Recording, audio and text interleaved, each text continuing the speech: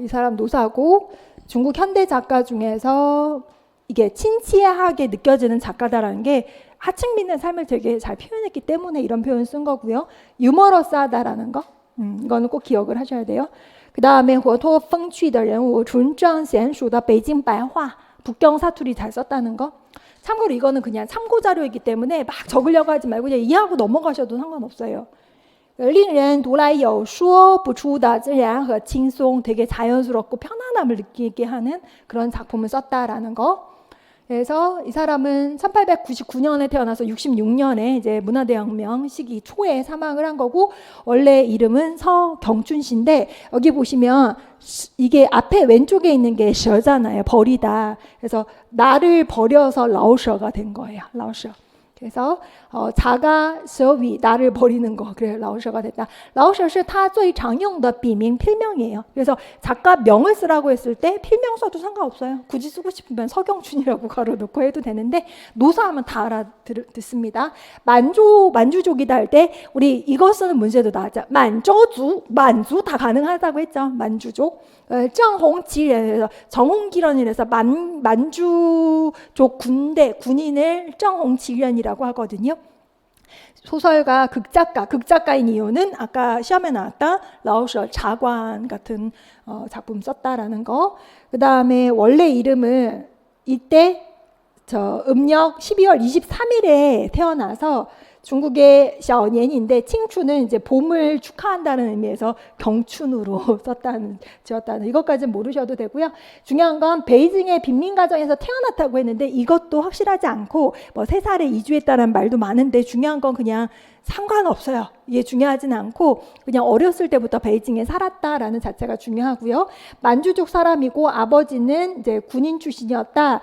1900년에 아버지가 8개국 연합군의 북경에 침입해왔을 때 순국했다라고 했는데 요 때를 배경으로 배경은 아니었구나. 요 때가 언급되는 또 노사의 작품 중에 뭐가 있는데 1900년에 중국의 의화단 운동이 있었는데 이때를 뭐라고 하냐면은 그 우리 왜 올해는 무슨 년인가? 작년에 왜 경자년 욕 아니에요?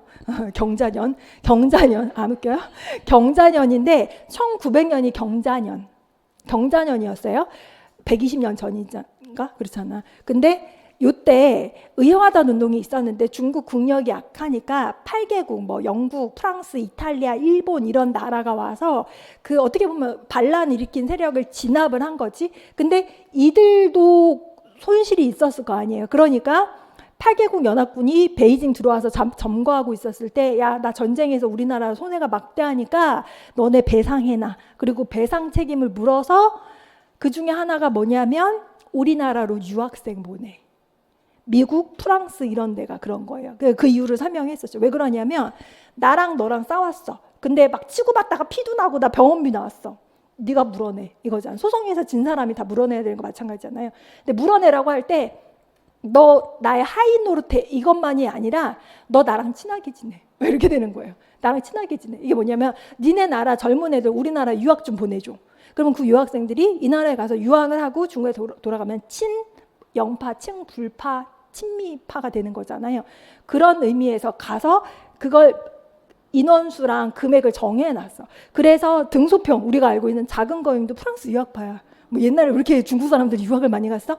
우리가 알고 있는 그 우리 왜 빠진 같은 사람 이런 사람도 프랑스 유학파 웬만하면 그렇게 많이 그 이유가 다 경자형 배상 책임 때문에 유학을 그때 많이 보낸 거다라는 거예요. 어쨌거나 중요한 건 여기서는 아버지가 일찍 돌아가셨대. 노사 아버지가. 그 다음에 아버지가 돌아가시고 난 다음에 어머니 도움하에서 생계를 유지를 했고 그래서 뭐 어려웠다 했는데 어렸을 때부터 잘 교육은 받았나 봐. 왜냐하면 유머 이런 것들은요. 사람들이 어렸을 때 그래도 따뜻한 사랑을 받아야 생기거든. 근데 아마 노사가 어려웠지만 어머니 사랑은 받고 지냈던 것 같아요. 됐고 그래서 라오셔 깡장이치 마시乐观 이런 성격이 이제 어렸을 때 길러졌다 이렇게 보는 거예요. 그 다음에 내가 어떻게 라오장의哲学를 쓰게 되는가라고 했을 때 이 소설은요 노사의 초기 소설이지만 중요하지는 않지만 우리 시험에 제목이 언급이 됐었어. 어떻게 나왔냐면은 작가명을 쓰라고 할 때 그 문제를 낼 때 낙타상자 쓴 작가를 써보세요. 그러면 노사를 다 맞췄을 텐데 老张的哲学二嘛 赵子비에 뭐 이런 거 쓴 작가를 쓰라 그러면 헷갈리는 거지. 왜냐면 중요한 작품이 아니니까. 이렇게 났어요. 그래서 어렸을 때부터 난 가난한 사람이다. 그러니까 중요한 게 이 작품이 중요한 게 아니라 노사가 자기 얘기를 한 거에서 작품을 어떻게 쓰게 되는지 동기에 대해서 우리가 파악할 수 있는 거죠. 그래서 가난이라고 하는 게 나로 하여금 세상을 욕하게 만들고 만들었고, 깡창이라고 하는 게 개인의 감정과 주장으로 다른 사람을 판단하게 되었고, 의리가 다른 사람에 대해 동정심을 갖게 만들었다. 그러니까 되게 따뜻한 사람인 것 같아. 모순하고도 성격이 너무 품격이 다릅니다. 노사의 어머니는 주시原则가言传身教이거 말이죠. 말로 일일이 가르치는 게 아니라 몸소 행하는 가르침. 노사의 어머니의 가르침이 뭐냐? 노사로 하여금 사람 되려면 이거 두 가지는 지켜야 돼. 어려울 때 나서.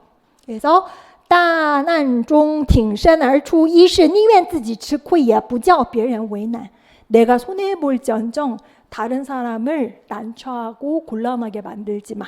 그러니까 이런 엄마한테서 자랐으니까 노사가 어떻게 보면 되게 그 작품 자체가 비극적인데 중간중간에 애정, 뭔가 사람에 대한 애정이 넘쳐나요. 인간미가 있어. 그러니까 노사의 소설을 보면 그냥 이 작가는 기본적으로 사람을 관찰하고 인간의 삶에 대해서 애정이 있는 작가구나 이런 게 느껴져요. 그러니까 노신하고도 완전 다르죠. 작품을 쓰는 품격이 모순하고도 너무 다르고. 그래서 학생도 했고 뭐 선생님도 했다 했는데 1912년이면 13살인데 베이징에 시반学校가서 공부를 하다 17살에 졸업하고 베이징에 있는 어떤 후통의 초등학교 교장으로 갔었대. 이때는 이런 게 가능했나 봐요.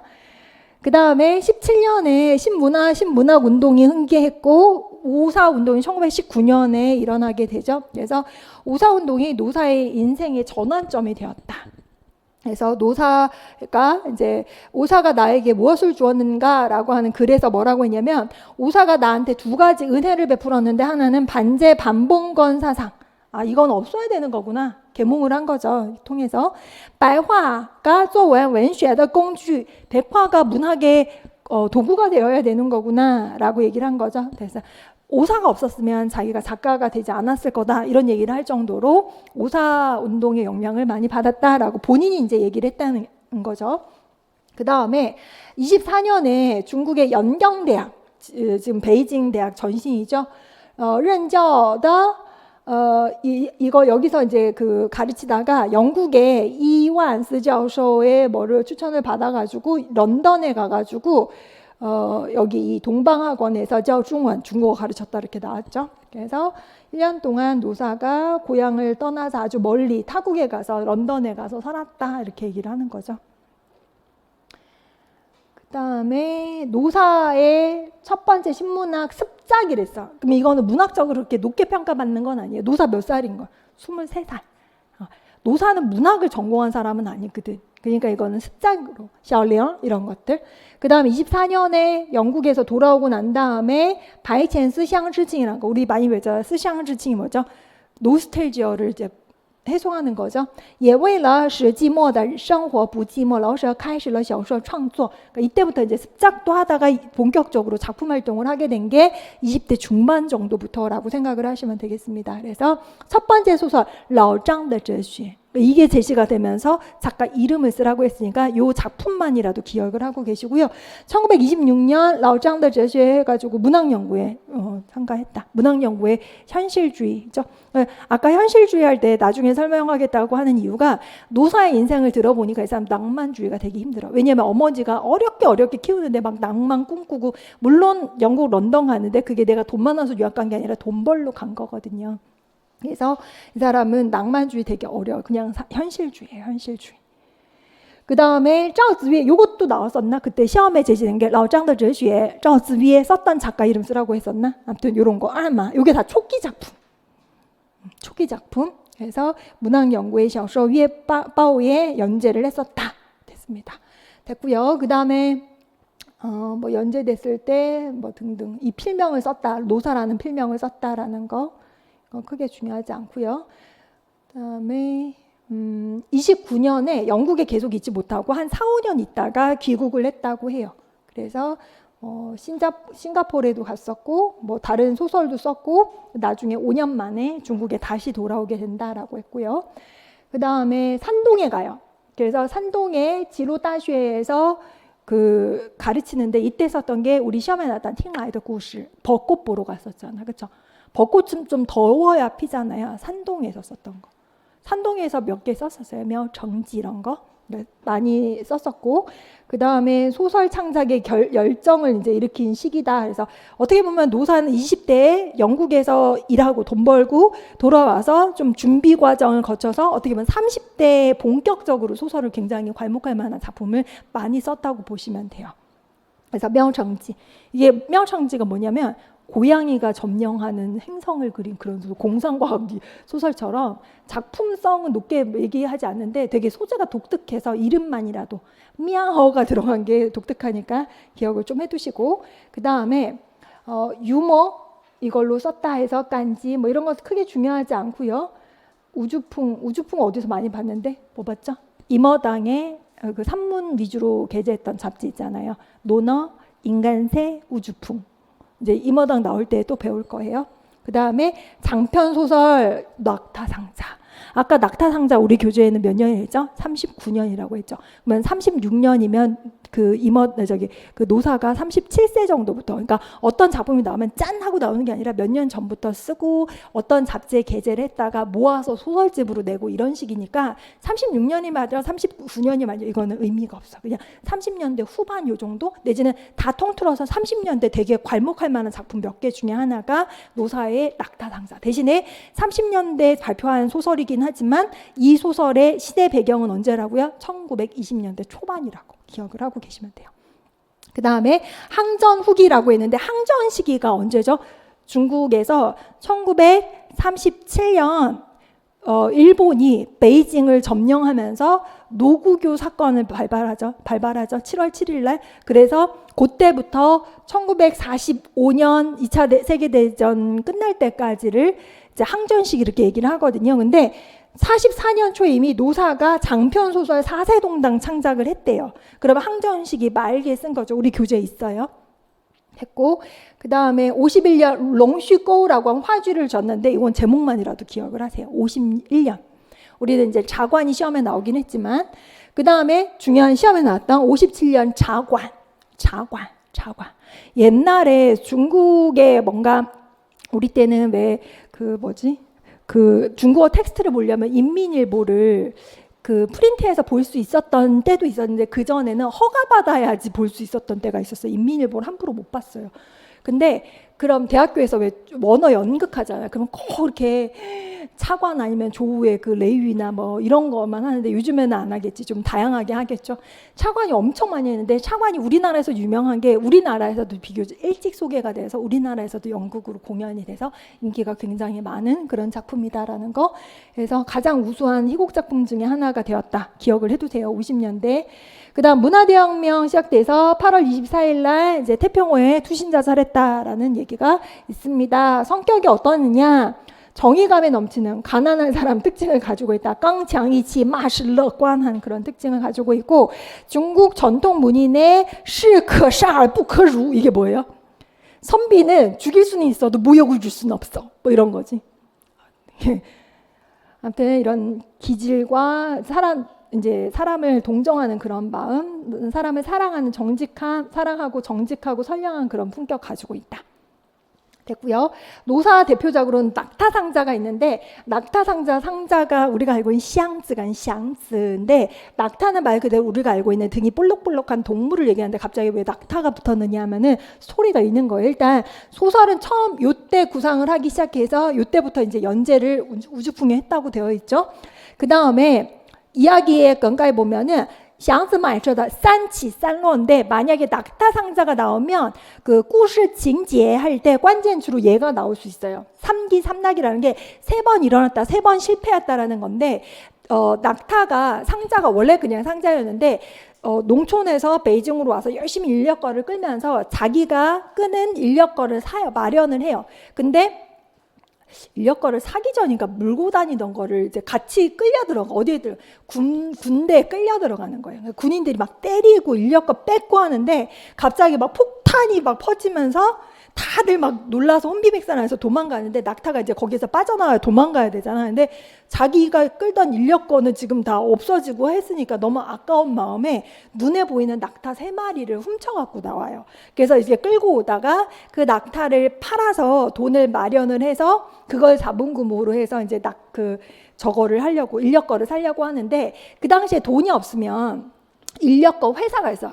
그 택시 회사처럼 인력거를 여러 대 마련을 해놓고 택시 회사 사장처럼 인력거 회사 사장이 말하자면 그냥 고용을 하는 게 아니라 산업금이라고 해서 하루 인력거를 끌면 회사에다가 돈을 좀 주고 나머지 수익은 자기가 가져가는 건데 그 인력거를 한다고 내가 되게 부자가 되는 게 아니라 겨우겨우 먹고 사는 거예요. 근데 낙타 상자가 그 중에 한 명인데 그렇게 군대에서 낙타를 훔쳐온 이야기를 했는데 그게 소문이 다 나서 사람들이 그다음부터 로터 샹즈라고 별명을 부르게 된 거예요. 원래 이름은 샹즈인데 그래서 낙타 상자가 됐는데 이 사람이 열심히 그러니까 다른 사람은 꾀를 부려도 이 사람은 워낙 열심히 일을 하는데 자기가 저축을 해서 나의 인력거를 사야겠다는 생각이 있는데 워낙 열심히 하니까 대학에서 강의하는 교수님이 자오先生이 나오는데 그 사람의 집에 그 기사로 들어가. 말하자면 무슨 회장님 댁에 운전기사처럼 들어가는데 거기서도 이렇게 좀 잘 있고 내지는 이제 회사에 와서도 좀 일을 하는데 그 회사의 사장 딸이 후니오예요. 아까 그 아내가 후니오라 했잖아요. 근데 사장 딸이 상자를 좋아해. 낙타 상자는 그때 20대 초반으로 나오거든. 근데 후니오는 몇 살로 나오냐면 37살로 나와요. 여자가 훨씬 나이가 많잖아. 근데 상자는 이 누나한테 관심이 없어. 근데 이 누나는 다른 사람보다 다르게 상자가 일도 열심히 하고 성실하고 이러니까 아버지는 싫어해요. 왜냐하면 아버지는 상자의 신분을 알잖아. 시골에서 온 그냥 뭐 젊은이일 뿐이 돈 한 푼도 없잖아요. 싫어하는데 딸이 좋아하는 걸 알면서도 그냥 묵인하는데 아버지가 어디 친척집에 며칠 동안 간 사이에 후니오가 상자한테 술을 엄청 먹이고 둘이 자가지고 그 상자가 그 다음에 이제 아침에 일어나서 보통은 이제 뭐 남자가 뭐 이렇게 막 웃고 사는데 후니오는 좋아하는데 상자가 막 이러면서 그 기사로 이제 들어가는데 그 집까지 몇 달 뒤에 후니오가 쫓아와서 임신했다고 책임지라고 한 거예요. 책임지라고. 그러니까 상자가 뭐 우리 애기가 생겼어 이게 아니라 또 막 이래요.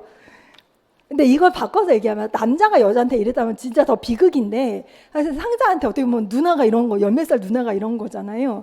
그게 웃긴 거예요. 그 상황이 웃긴 건데 후니오가 알고 보니까 나중에 거짓말한 거였어. 임신한 게 아닌데 상자랑 결혼하고 싶어가지고 상자한테 거짓말을 한 거예요. 그래서 상자랑 결혼한다고 했더니 나름대로 그래도 택시회사 사장 딸인데 택시회사 사장이 화를 내는 거지.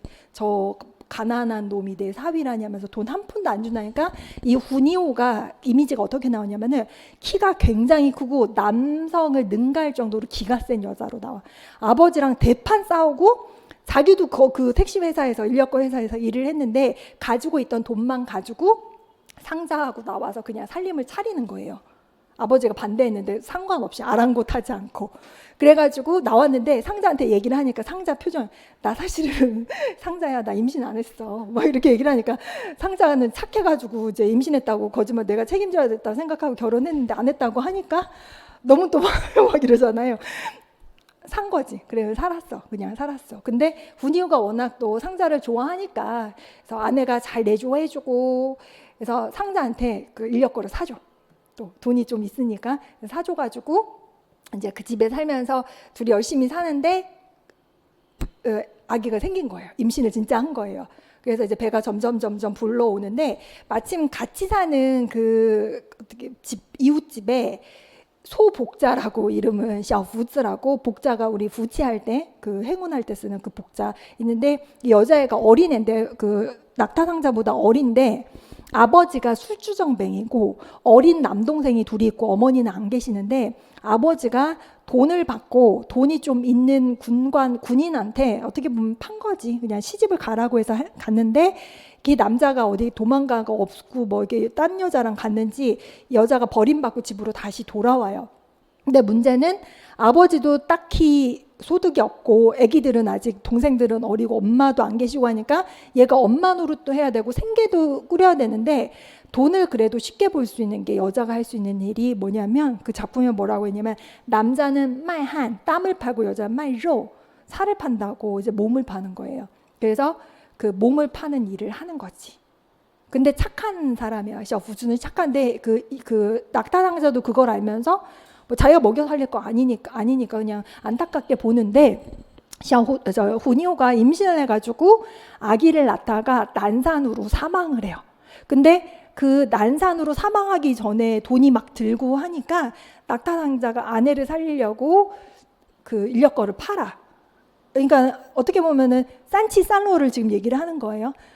희망이 부풀었다가 완전히 끌려가가지고 다 뺏겼다가 다시 와가지고 살만해가지고 했다가 또 아내 죽음 때문에 다 뭐 이렇게 됐다가 그래서 아내가 죽고 나서 굉장히 슬퍼하고 있는데 마음은 샤오푸즈하고 좀 있는 거야. 낙타상자가. 샤오푸즈도 낙타상자를 좋아해요.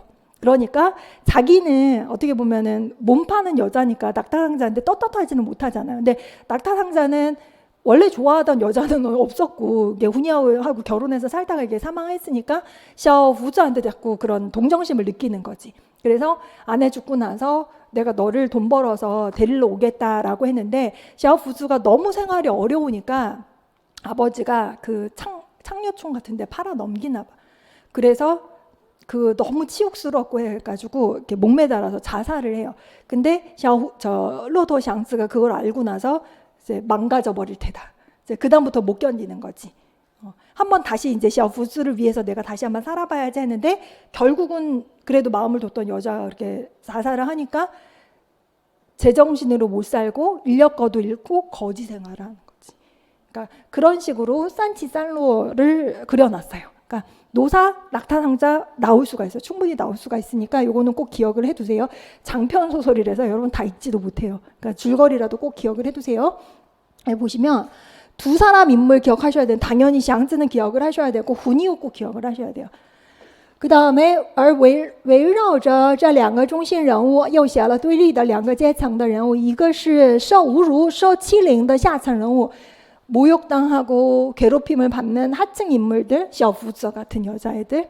그다음 一个是靠剥削下层人生活的上层人物, 이렇게 착취하는 위 계급의 사람들 그려져 있고, 후니오의 아버지 레오스 같은 사람. 그러니까 낙타 상자를 되게 못마땅해 하고 자기 회사 인력거를 꾸는 사람들을 되게 그냥 눈밑으로 보는 그런 사람. 两组人物形象形成相应的对比，揭示出上流社会的多漏与下层社会的不幸。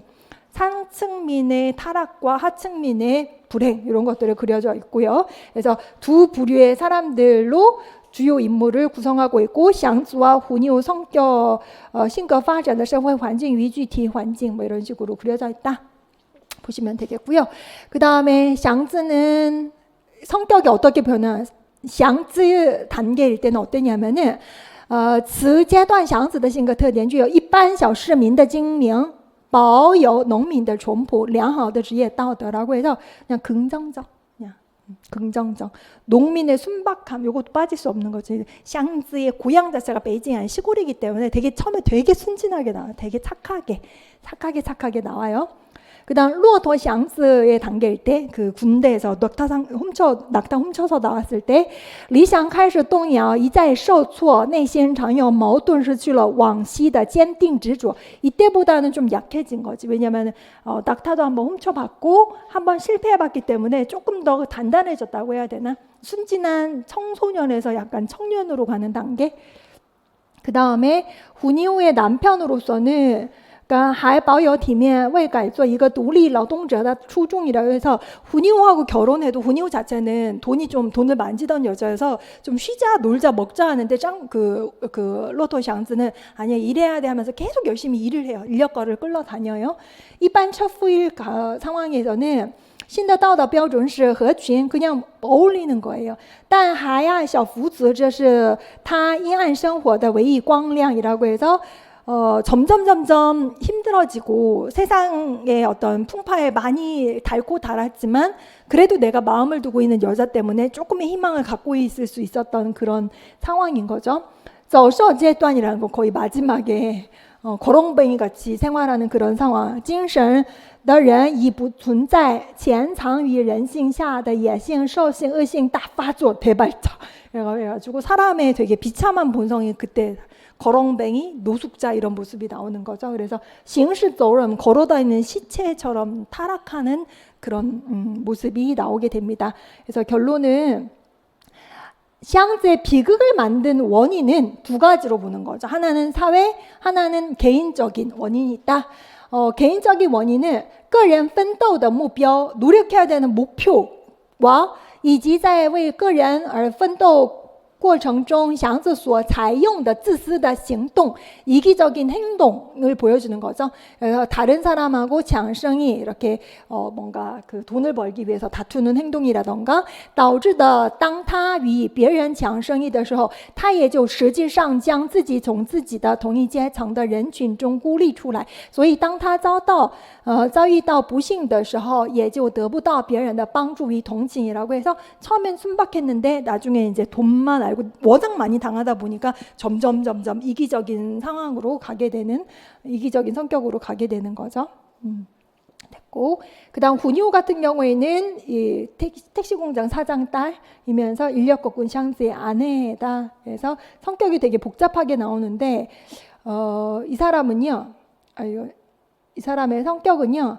그냥 괄괄한 여장부 스타일 그냥 내가 좋아하는 남자니까 나이가 어리든 말든 내가 쟁취하는 스타일 근데 샹즈를 사랑하고 내조를 잘하려고 했지만 그러면 안타깝게 그냥 뭐 난산으로 사망하는 그런 그냥 역할로 나왔습니다. 결국 비극으로 인생이 끝나고요. 그래서 이건 크게 중요하지 않고요. 중요한 게 찡월小说的特色 경미 소설 그러니까 북경 맛이 나는 소설의 특징 뭐냐 찡월이 있다. 이거를 베이징 사람들 특징이 얼화를 많이 하잖아요. 그러니까 찡웨이 샤오쇼라고 찡월 이러거든요. 베이징 맛이 있다. 表现在作者对地道的北京民风的描绘. 중국 베이징의 그 어떤 러바이싱들의 생활을 잘 묘사해 놓은 그런 작품이다라고 생각을 하시면 되겠습니다.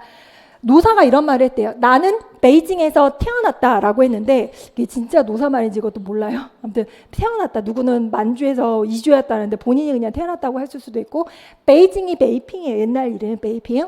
거기 사람이고 그 다음에 是风景味道和卖酸梅汤酸梅汤香儿茶的声音我全熟悉 너무나 익숙한 곳이 베이징이다. 눈을 감으면 베이징이 완전한 모습 像一张彩色的鲜明的图画浮在我的心中 내 마음속에 베이징의 그런 모습이 떠오른다. 그래서 베이징을 되게 애정했던 작가이기도 하고 그래서 베이징 관련된 뭐 산문도 많이 쓰고 아무튼 그런 소설도 당연히 많고 산문도 많아요. 베이징더 춘지인가?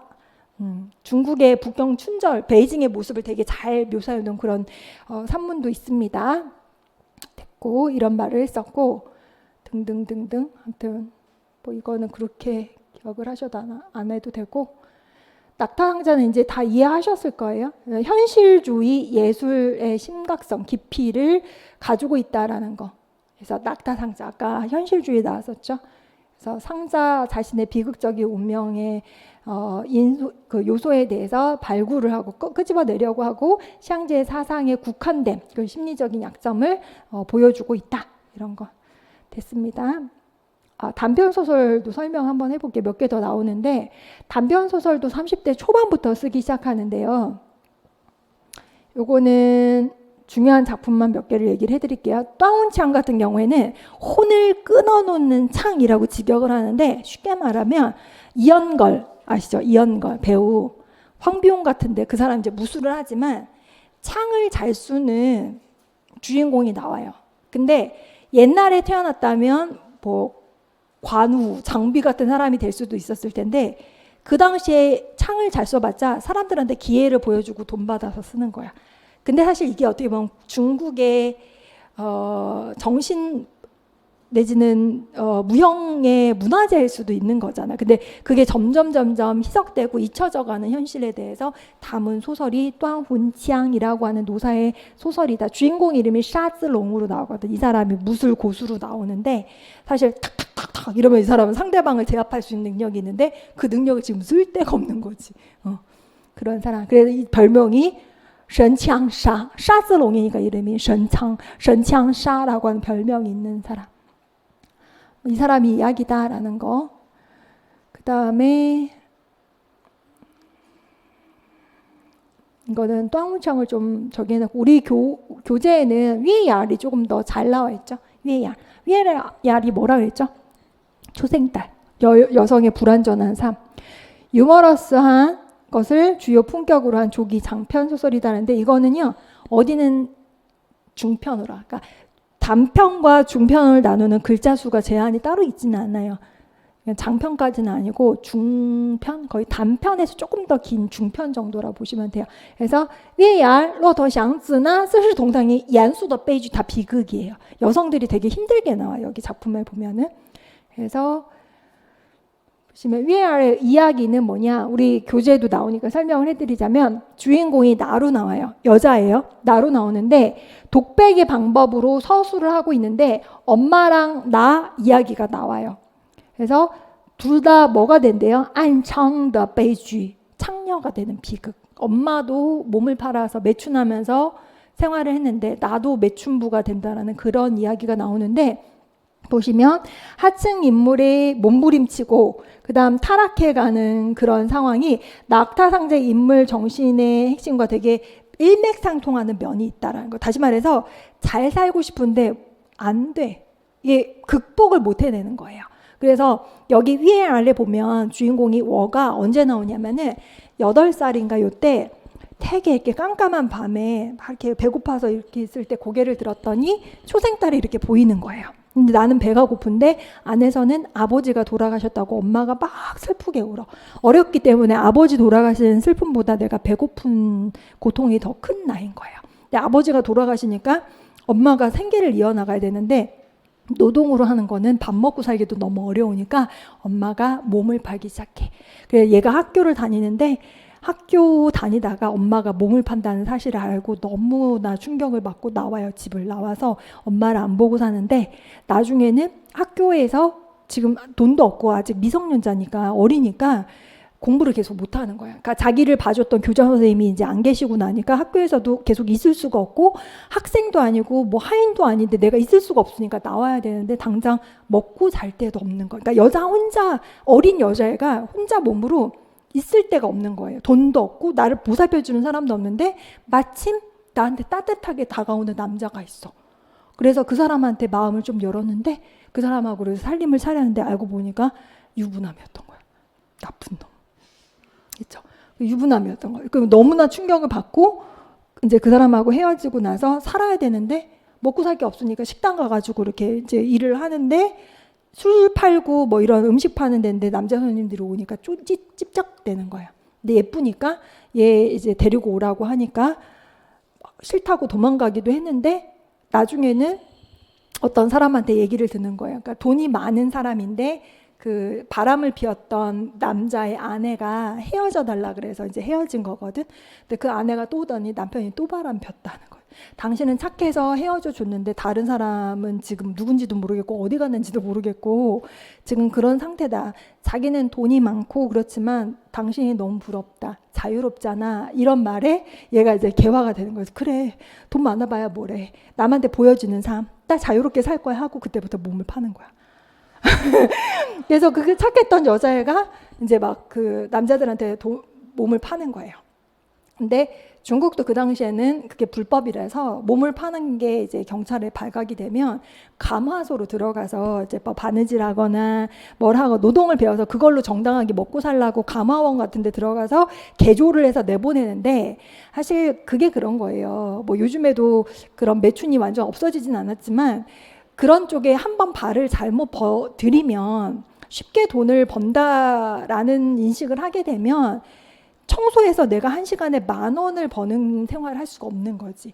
그러니까 이 여자도 감원에 들어갔을 때 사실 마음이 제일 편한 거지. 밖에 나가서는 잘 데도 없고 뭔데 그래도 먹여주고 뭘 가르쳐주고 하니까 마음이 너무 편하면서 그 안에서 달을 또 보면서 어렸을 때 봤던 그 달을 회상을 하는 거예요. 어렸을 때 내가 그 엄마의 매춘하는 게 너무 싫어서 나는 그렇게 안 살겠다고 생각을 했는데 커서 보니까 어쩔 수 없는 거예요. 나도 그런 생활을 하고 나중에는 내가 엄마를 몸을 팔아서 먹여 살리는 상황이 되고 그래서 그 와중에 병도 걸리고 몸도 막 만신창이가 되고 하잖아요.